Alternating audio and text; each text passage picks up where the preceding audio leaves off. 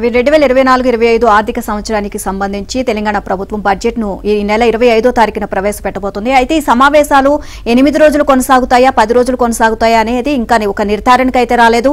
ఇక ఆగస్టు 3న రేవంత్ రెడ్డి విదేశీ పర్యటన ఉంది. ఈ నేపథ్యంలో దీనికి సంబంధించి చర్చించి ఎన్ని రోజులు పెట్టాలి అనేది ఒక నిర్ణయానికి అయితే రాబోతున్నారు. ప్రధానంగా ఈ సమావేశాల్లో రైతు భరోసాకి సంబంధించి ప్రధానంగా చర్చ జరగబోతున్నట్లయితే తెలుస్తోంది. చూద్దాం.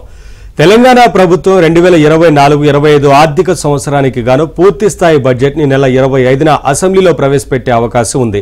పార్లమెంట్ ఎన్నికల నేపథ్యంలో ఏప్రిల్, మే, జూన్, జూలై నెలలకు ప్రభుత్వం ఓట్ ఆన్ అకౌంట్ బడ్జెట్ ను ప్రవేశపెట్టింది. దాని గడువు ఈ నెల 31తో ముగియనుంది. దీంతో అసెంబ్లీలో పూర్తి స్థాయి బడ్జెట్ ను ప్రవేశపెట్టి 31 లోపు ఆమోదం పొందాల్సి ఉంది. ఈ క్రమంలో 25న బడ్జెట్ ప్రవేశపెట్టనున్నట్లు తెలిసింది. ఈ నెల 23 నుంచి శాసనసభ బడ్జెట్ సమావేశాలు ప్రారంభం కానున్నాయి. మండలి సమావేశాలు 24 నుంచి ప్రారంభం అవుతాయి.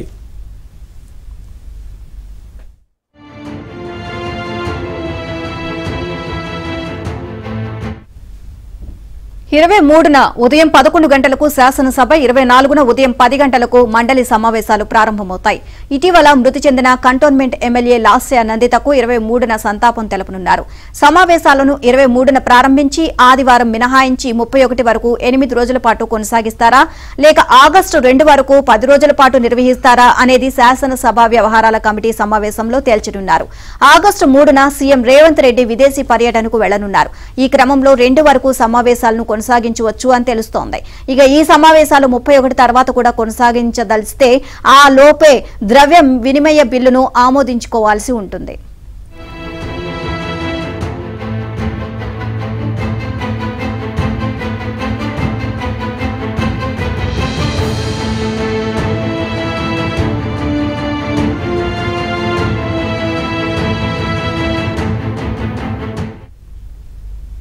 ఈ సమావేశాల్లో ప్రధానంగా రైతు భరోసాపై చర్చ జరగనుంది. ఈ నేపథ్యంలో రైతు భరోసాపై లఘు చర్చ చేపట్టే అవకాశం ఉంది.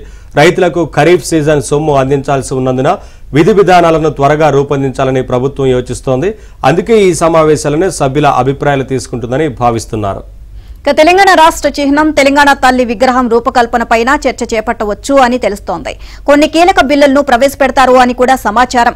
ఇక స్థానిక సంస్థల్లో బీసీలకు రిజర్వేషన్లపైన నిర్ణయం తీసుకోవాల్సి ఉంది.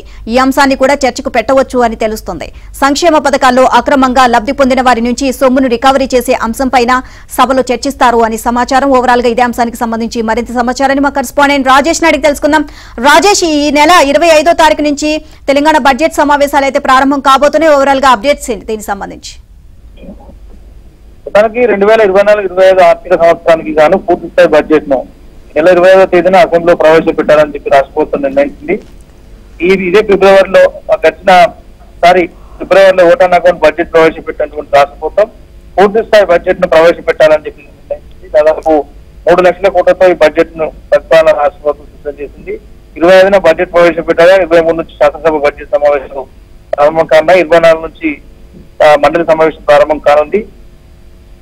ఓవరాల్ ఉభయ సభలను ఉద్దేశించి గవర్నర్ ఇప్పటికే అనుమతి ఇవ్వడంతో ఈ మేరకు శాసనసభ అసెంబ్లీ సెక్రటరీ నిన్న